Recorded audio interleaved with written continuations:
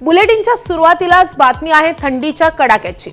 परभणीचं आजचं तापमान हे 6.6 अंश सेल्सिअस इतकं नोंदवलं गेलंय। यंदाच्या मोसमामधले सर्वात कमी तापमान आहे। जिल्ह्यामध्ये हुडहुडी भरवणारी थंडी आहे। तर परभणीमध्ये यंदाच्या मोसमातलं सर्वात नीचांकी तापमान आज नोंदवलं गेलेलं आहे। 6.6 अंश सेल्सिअस इतकं कमी तापमान परभणीमध्ये आहे आणि त्यामुळे परभणीमध्ये कडाक्याची थंडी आज पाहायला मिळते।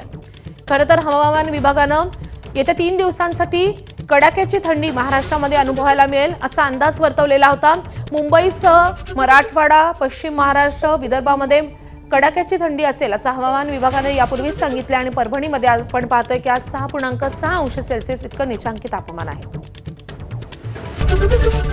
एबीपी माझा, उघडा डोळे बघा नीट।